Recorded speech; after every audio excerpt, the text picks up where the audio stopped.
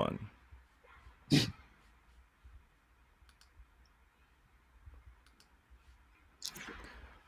Okay, everyone, welcome back to an episode of Staked Podcast. We are live. Thank you to everyone who's joined us. As always, go ahead, like, share, subscribe, comment, engage, do all that good stuff. It really helps out the algorithm. We have a very special guest today. Sure, many of you guys are very excited for this, well aware of who I have on today, Pumpametti, and who I'll be bringing him on very shortly. But before we begin, I do want to just ask if you guys have any questions, put them in the comments.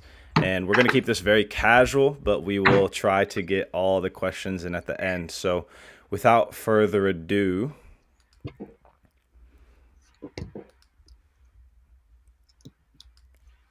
hello, Pumpametti.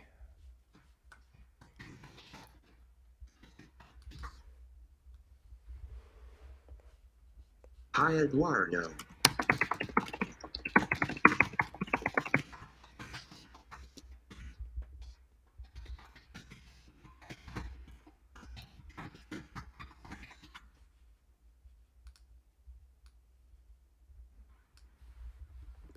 Nice to be here with stacked podcast audiences, and thank you all for tuning in.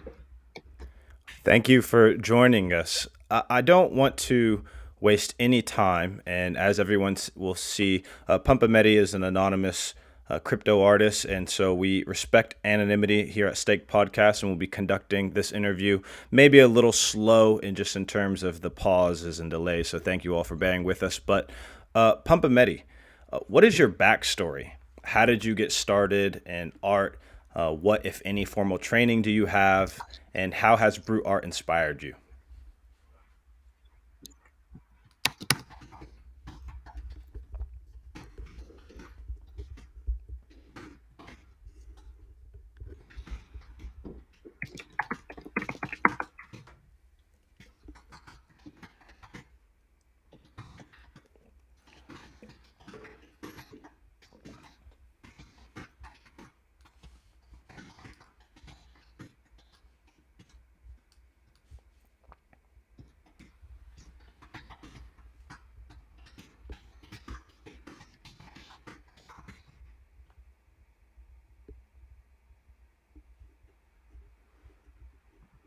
My background in art is from my lifetime pursuits of art, and then going to art school for BFA, and then working in creative industry.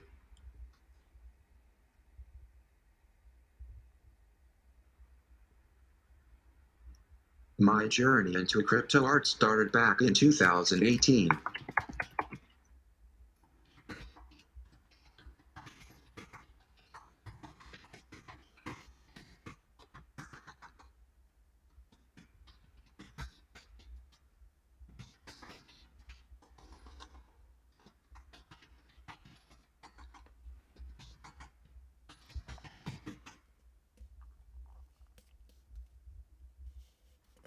Mostly from observing and collecting works from artists like crypto artists.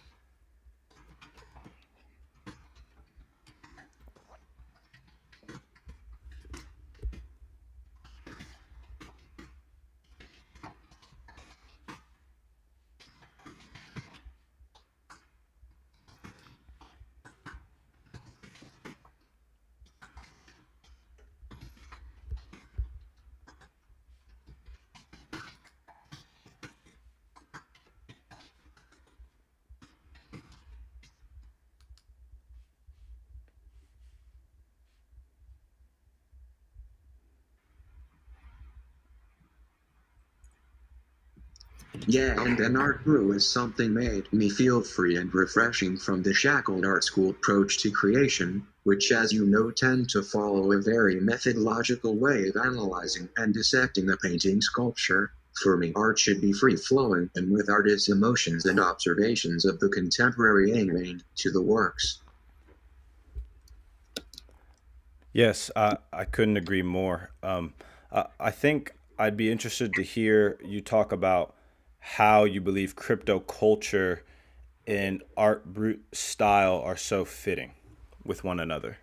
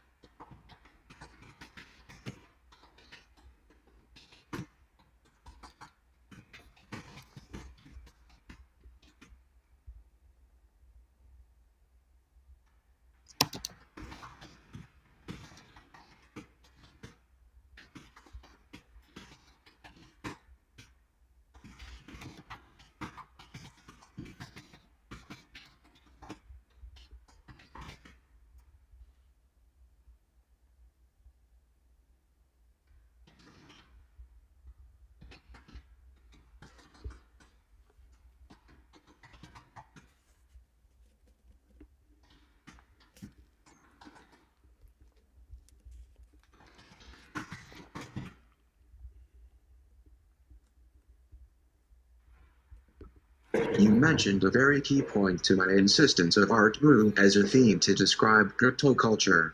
First, the sheer energy and sometimes insanity from this world we call crypto can sometimes be both energizing and overwhelming. Days feel like a blink, weeks feel like days, and one L1 chain to another and one 100x to another or another crash. All happening like a never ending theater show.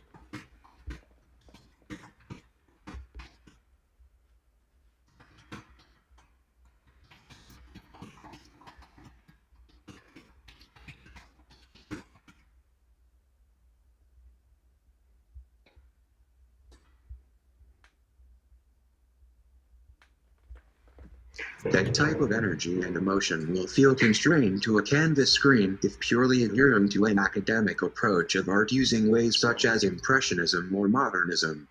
Nothing can fit better than the chaotic, almost insanity-filled art room to fully exert the energy of the raw, of this our constantly changing time and cryptosphere.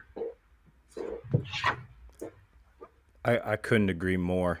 And you've already explained to us that you were involved in cryptos before NFTs, but how exactly did you find NFTs as being this sort of new way for artists to thrive in this digital creator economy? And what are your general thoughts on, sort of using this technology for artists to thrive?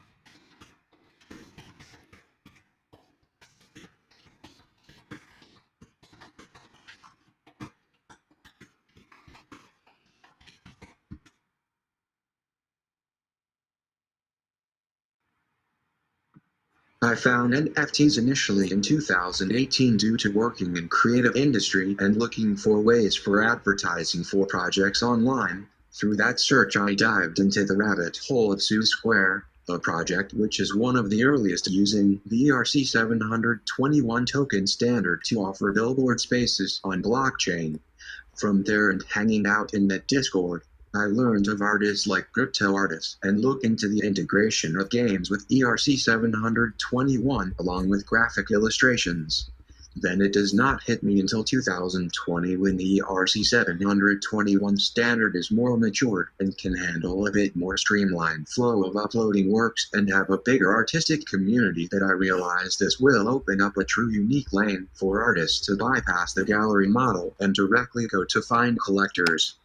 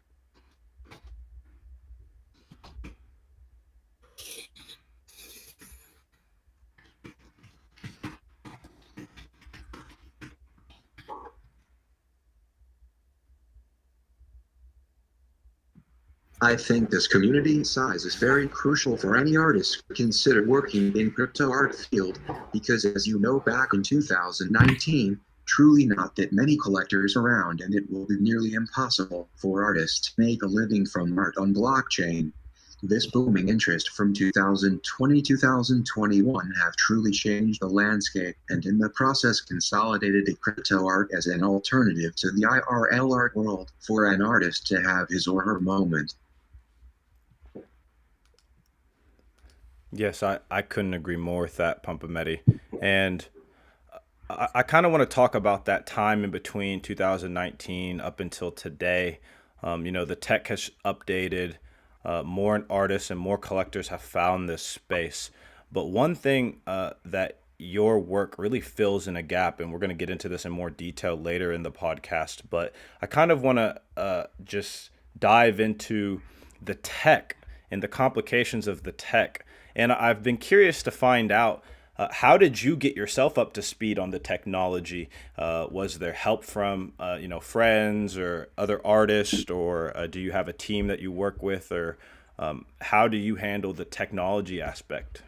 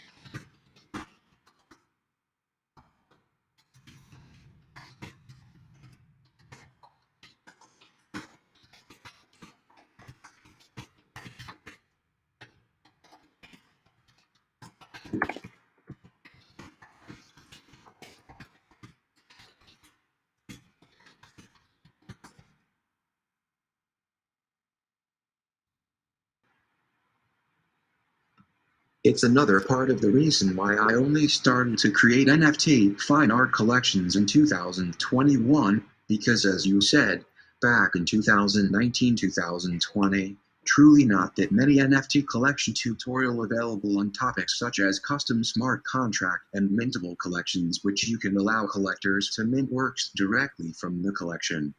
Then in 2021, as I have always been keeping an eye on this space and YouTube search any videos related with this topic weekly, I was able to find ERC 721 smart contract tutorials with detailed walkthrough and code alongs from channels such as IPFS and Patrick Collins. Then from there dived into developer Discord as an artist to find this community of helpful developers have grown a lot in size, so got a lot of my smart contract questions answered that way. Open source in regard to smart contract and NFT development have truly made into next level due to 2020-2021 everyone stuck at their homes. I think a lot of helpful contents online that are changing people's lives daily.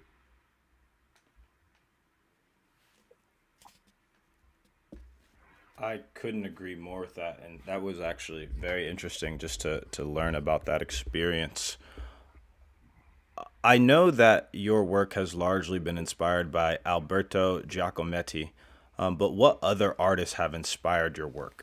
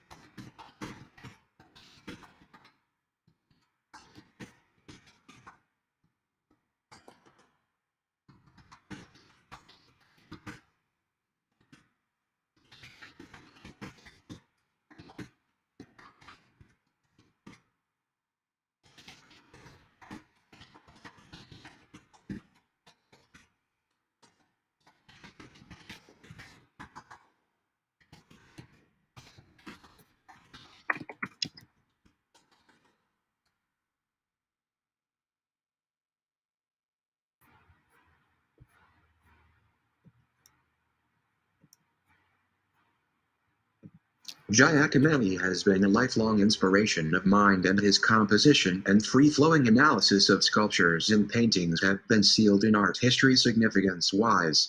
Another one that I always will put some painting images next to my painting station is Francis Bacon, who was a very good friend of Giacometti and a talented chaotic painter. If talking contemporary-wise, I enjoy works from the wide spectrum of artists such as Robert Nava, Rob Pruitt, Catherine Bernhard. These are artists who do not feel confined to a common perception and create works as they envision and create with robust energy. I adore artists who paint with energy.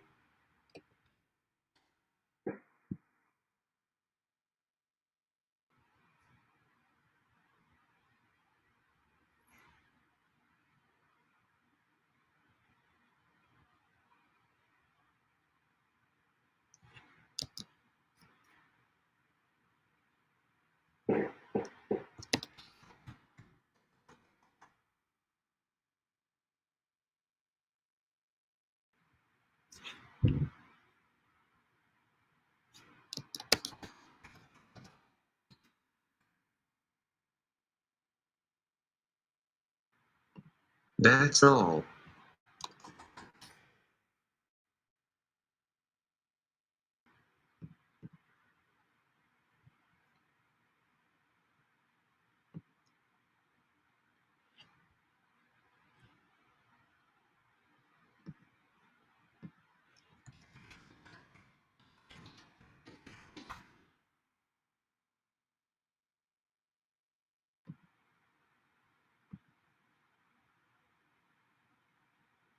Okay, that was my fault. That was my fault. All right, I muted myself.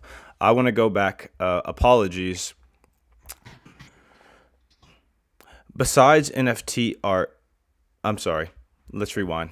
What are your thoughts on art made outside of the academic tradition versus art made within the academic tradition?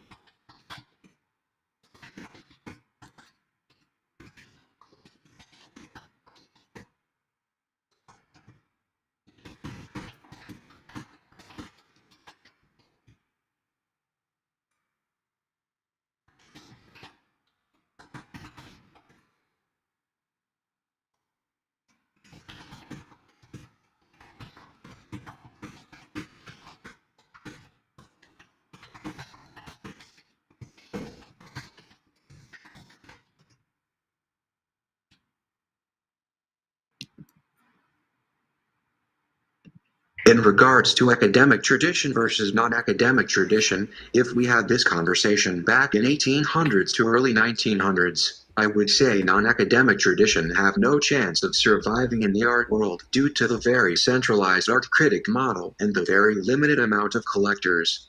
However, ever since Jean Dubuffet and the Born of Art grew as a validated school of practice in the mid-1900s, along with in 21st century, this expansion of the art market fueled by internet and blockchain and social media, collector base have grown exponentially and more collectors mean more artists can create works that some collectors will find speaking to them, speaking to their soul and collect what they love.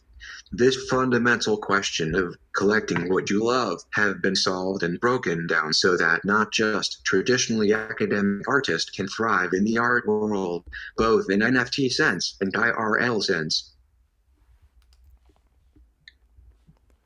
Beside NFT art, Pumpametti, do you create any tangible art? And if so, how do your collectors of tangible art differ from your collectors of digital art?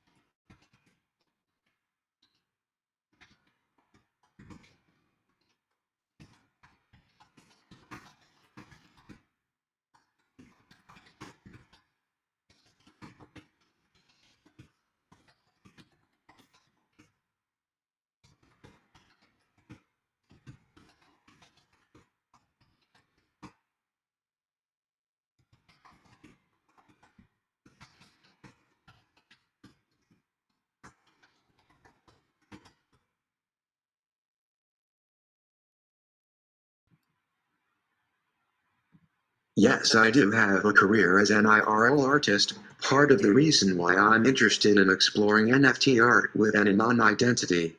As an IRL artist, my art is similar to what I construct NFT-wise, however, with slightly different motif and theme, and incorporating into other mediums such as sculpture and fiberglass and bronze form. Working with a gallery to plan exhibitions and sell works as an IRL artist is not too much of a fun career, as galleries will have a lot of unnecessary requirements, and sometimes I need to do commission works to collectors I may not see eye to eye. Besides, gallery also will take a hefty cut from each exhibition. I would say the difference between my IRL collectors and NFT collectors will come down to the value of community.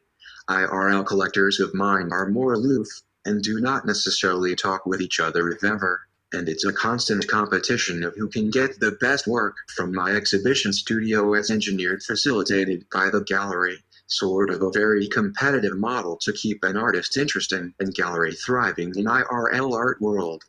NFT collectors are totally opposite. They form together an awesome anon community in my Discord, and people talk and share their love of not just my art but all things about crypto and art in general. This friendliness and community sense is very different from the traditional elite feeling, aloofness-filled IRL art world circle. Part of the reason why I enjoy NFT art creation and my NFT art collector community so much, the Citadel is breaking down. I love that answer, Pumpametti. And it's as someone who doesn't have that much experience with the traditional art world, I find your insights super fascinating. You've kind of been hinting at this for a little while now, but I'm just going to ask it directly. How does the ability of artists to have a successful career as an anonymous creator impact the trajectory of the art world? In other words, why is anonymity important for artists if they so choose?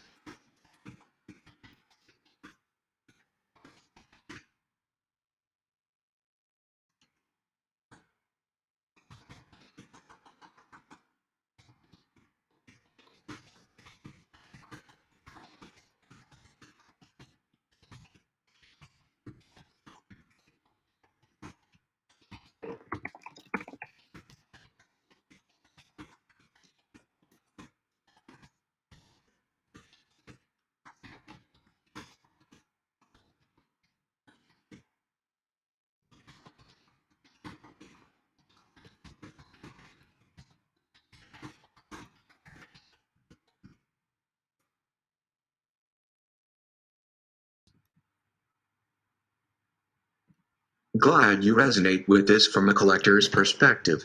I think anonymity is super crucial as an NFT artist or IRL artist because art is about expression of ideas in tangible and non-tangible forms and mediums. NFT just happens to be this medium.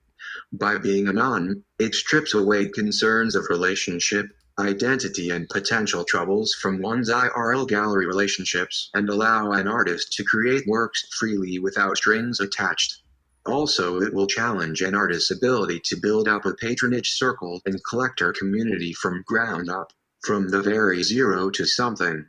When I started the identity of Pumpametti with 300 OG Pumpa as a collection with a .01 ETH minting price, that first 2 weeks make me feel like I'm back to the first 1-2 months of graduating art school, not knowing where my future will hold, but that keeps me on my toes and through relentless Twitter engagement and sharing of my art.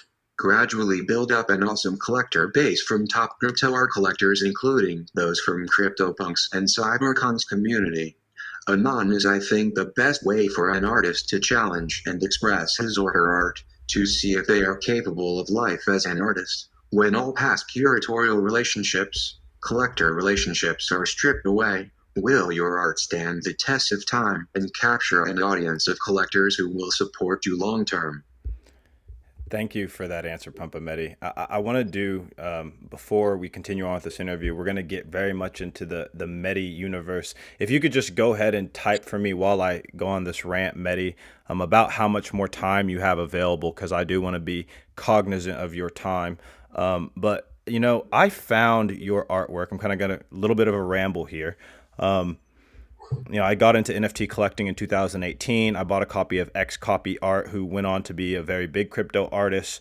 I came across your work after you retweeted a YouTube video, or tweeted out a YouTube video, and just kind of fell down, that YouTube video where I was buying the X Copy, and I started going into Pumpametti and learned about the Pumpa and started seeing this ecosystem with Pumpamettis and Petamettis and Standamettis, and have just continued to watch and been super inspired by, something that I see in you that I saw in X Copy back in those days. And I'm just saying this on the record because I do kind of want to be historically correct, and I see myself as like this kind of new aged art investor, and think what you're building for your community and being part of this journey so early is so super exciting.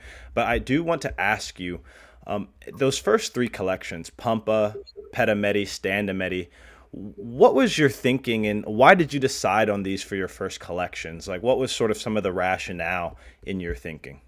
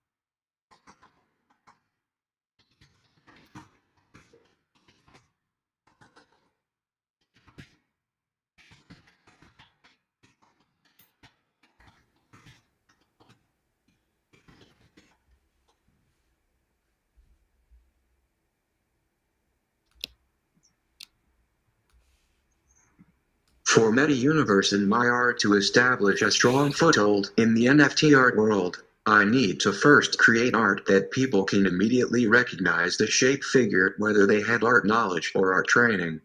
Hence for Pumpametti, Pumpametti, Metti collections, I focused on creatures and figures to immediately grab collectors' attention and through my interpretation of art brut to give them vast amount of energy that longtime crypto world citizens can relate with.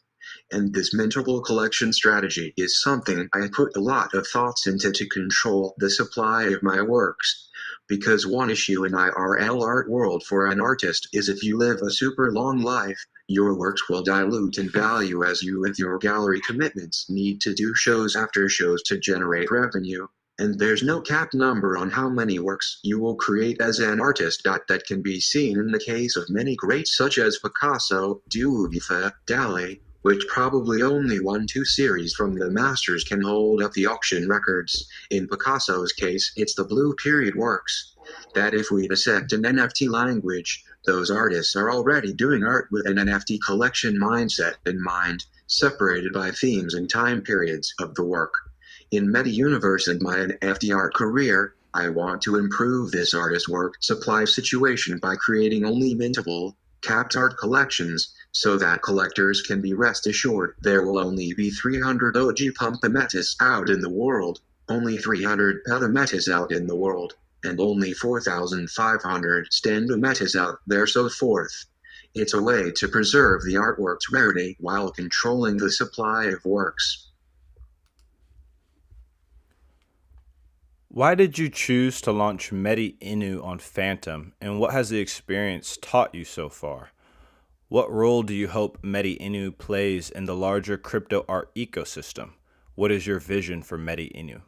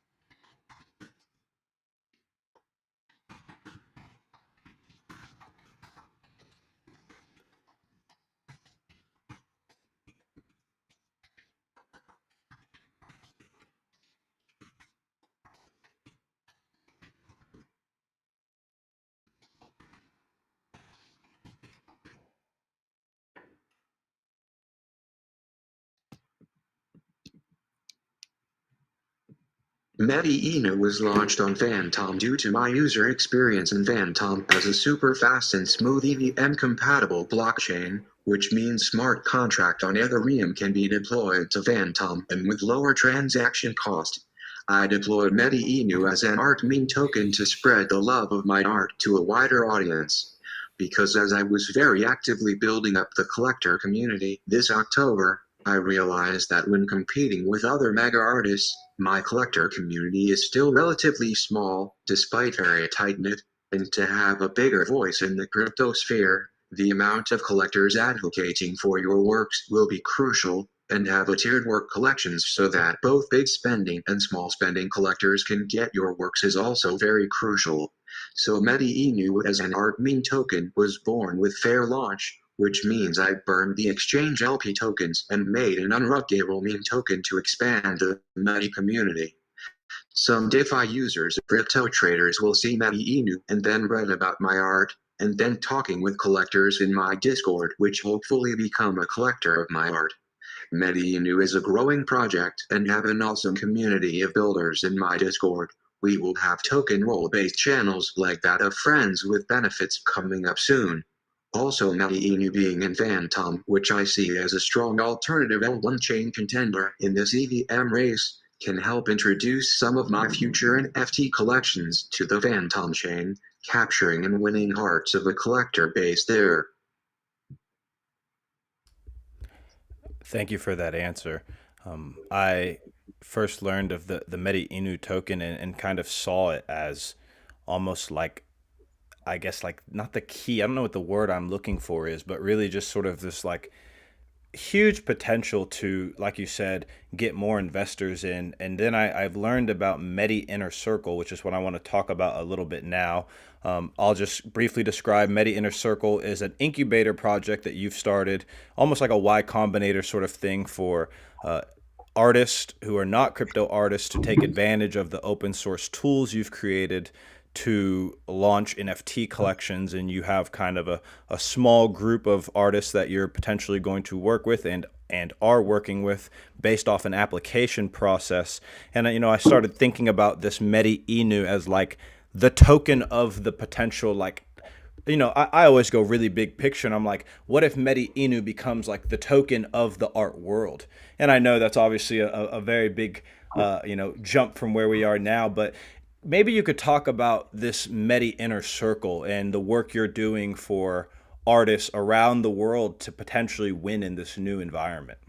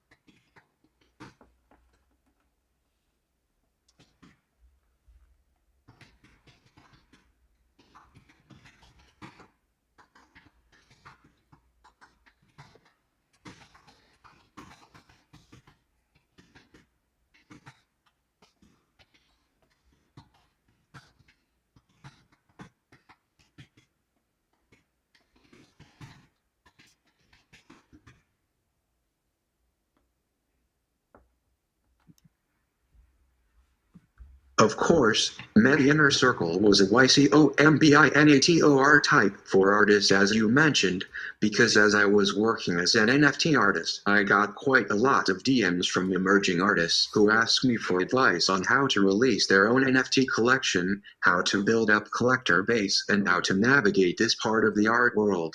I realized DM may not be an efficient way to help all artists out there, hence I started Metti Inner Circle, sort of helping artists through an application process to flush out their artistic ideas and their artistic practices with me, so I can offer help in a very specific way to each individual artist's needs.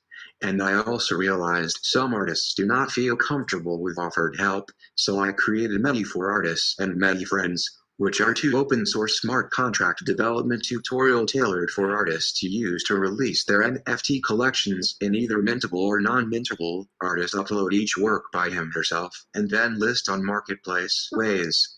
The overall goal with Medi Universe is to gather a good and passionate group of artists, collectors and builders to together explore the NFT art world more on the art side. Because as you know, NFT's utility is a whole lot beyond art, and are competing against other heavily marketed pixel game fee NFTs will not have the edge of young audience appeal, and many artists are shy and not comfortable with this very out their way of promoting art. I will through Medi Inner Circle, Medi for Artists and Medi Friends to help in any way I can. And MediInu as a community launched meme token can offer a token balance check in smart contract, so Inner Circle drops will be like MT6 collections only to MediInu holders if the artist desires.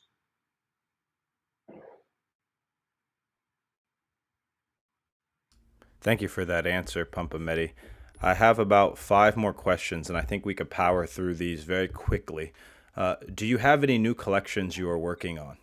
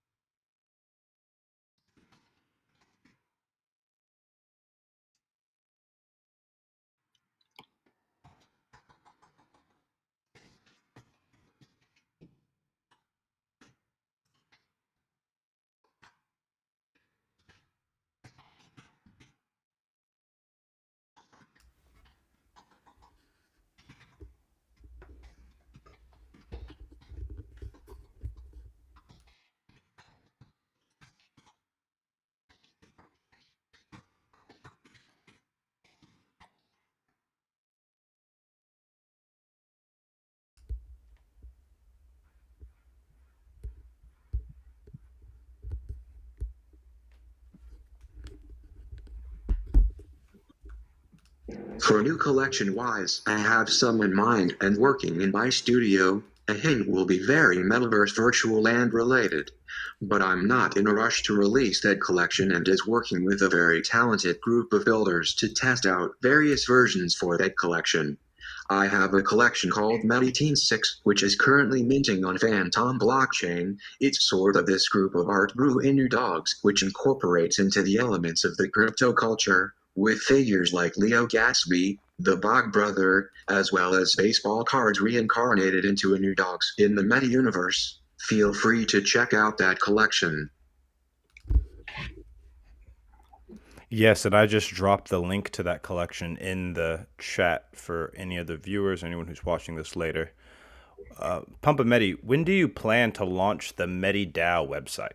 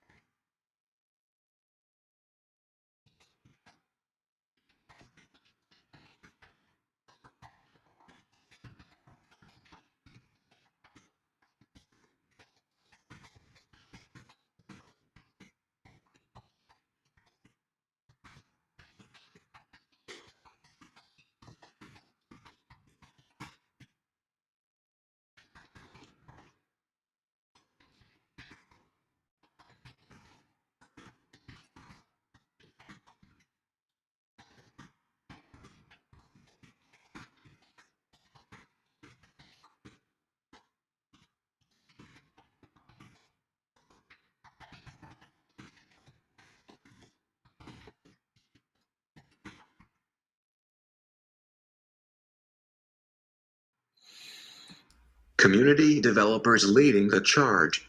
It should be ready in the next 1-2 weeks. The MediDAO is currently in the development phase with a group of community developers leading the charge. It should be ready in the next 1-2 weeks.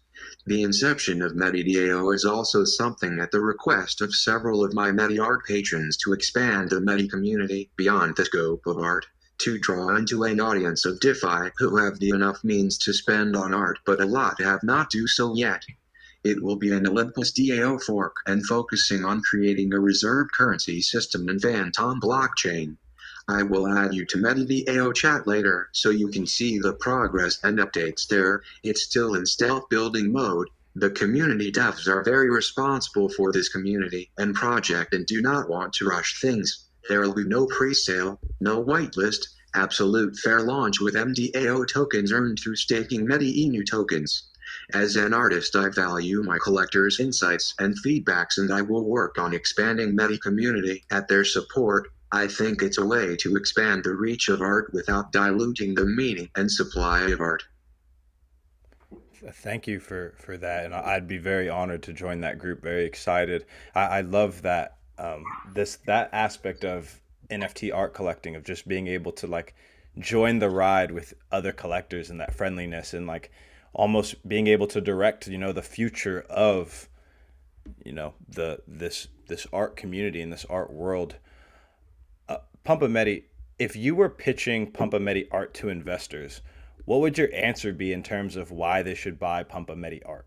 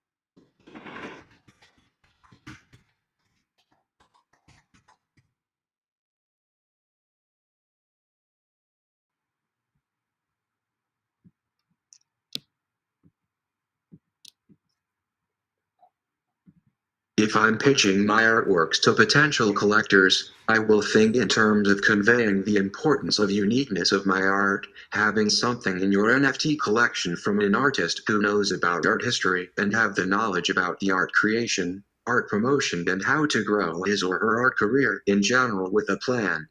I think my works have the divisive effect in the NFT art world, due to not many friends here know about Art Brew prior nor heard about Art Brew's art market status with works like Robert Nava, Catherine Bernhardt fetching very high prices in both primary and secondary auction sales.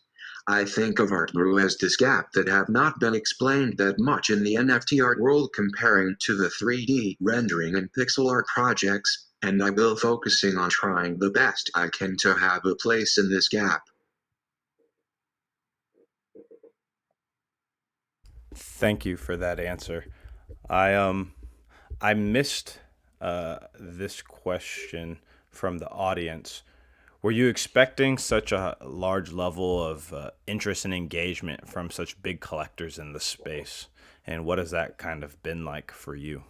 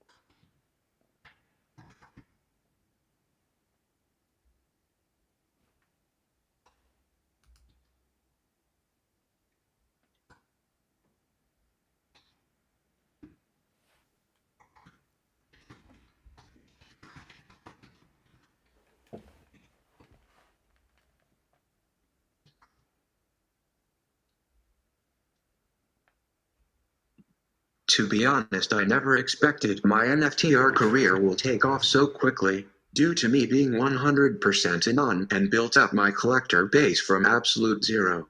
And I cannot thank my early MediArt patrons enough for helping me expanding the art collector community, liking my works and sharing them relentless on Twitter and various social channels, both virtual and in real world. And I, as an artist who has a bit of experience in IRL art world, will cherish this collector base and continue to foster and grow it. It makes me feel grateful to my community and at the same time extra motivated that my understanding of the art world, whether IRL or NFT wise, will work in similar parallels. Just NFT art world is more open, more close engagement with collectors, and at the same time more competition due to this art world being 24/7 nonstop. What is Pumpametti's favorite work of art?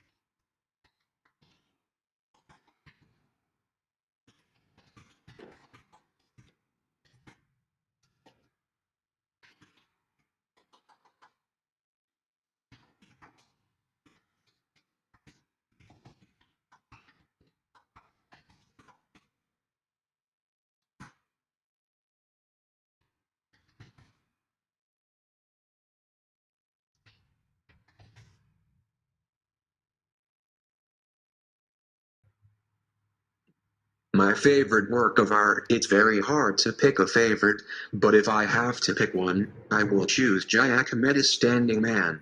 The sculpture the master executed made into his career. I was fortunate to see an edition of it in Zug, Switzerland back in 2010s.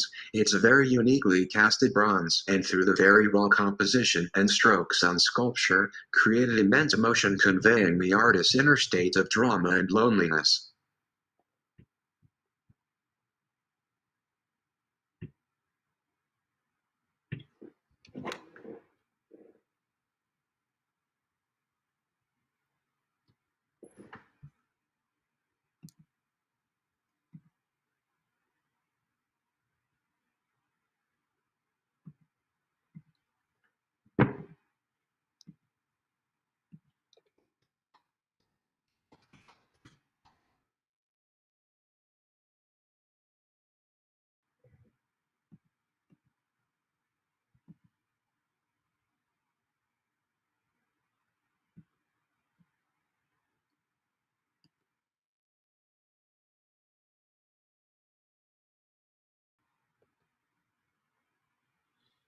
Okay, so I just did not ask that question, so I'm going to repeat myself. Apologies, Pumpametti. This is the last question, and then I'm going to let you go. Whenever I first found your artwork, I dived into the website and the Discord and kind of fell down the Medi universe. And in doing so, I remember that first experience when I was on your website and the emotional pool that I had. And one thing that stuck out to me was a quote on the front page of your website. Welcome to my dark, twisted art world where you are the sunshine to my salvation. Those words spoke so poetically to my heart. And it was this idea of a dark, twisted art world, and this sort of like, anon, like encapsulating just like world of like the unknown and that art brute energy, and the recklessness of the crypto utopia, and this idea of salvation through art, and this idea of salvation through technology, and just new uses of you know art, essentially. What does that quote mean to Pumpametti?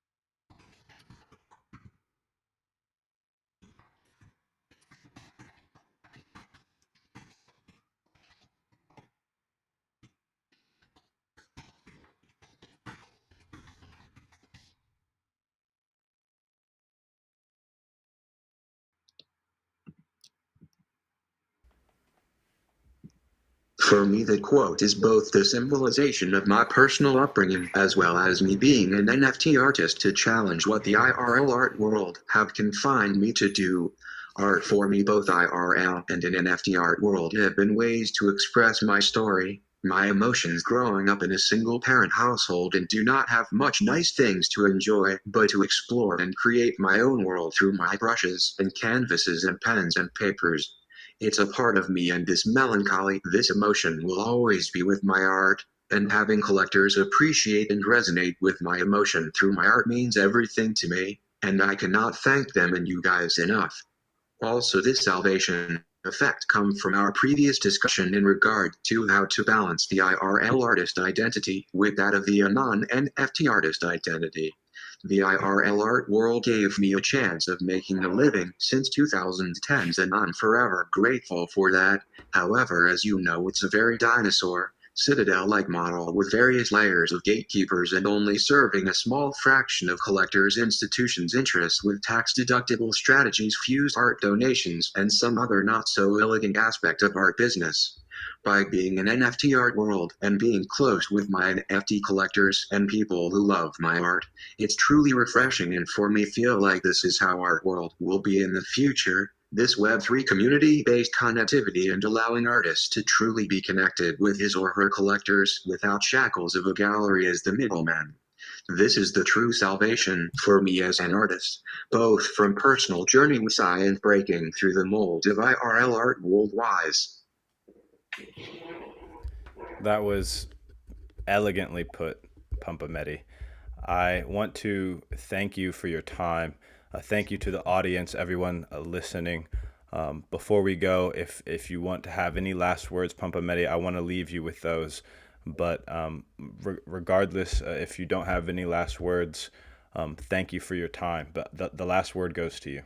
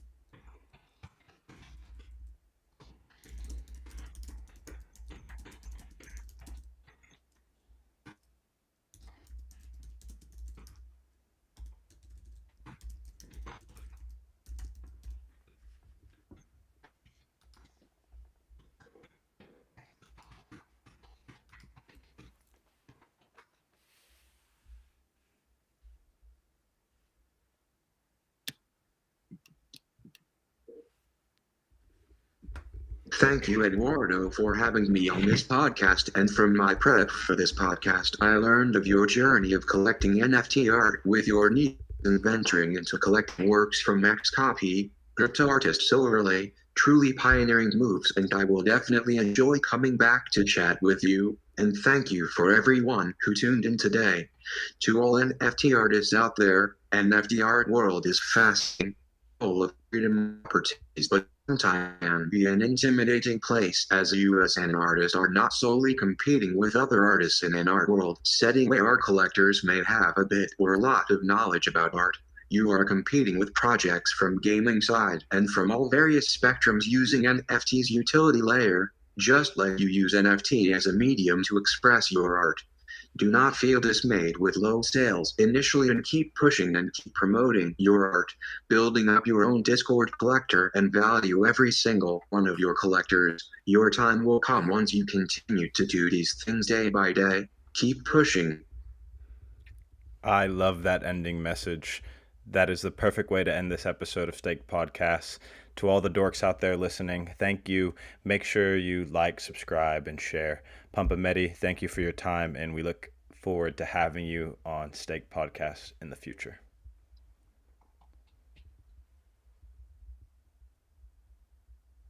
Thank you. Bye.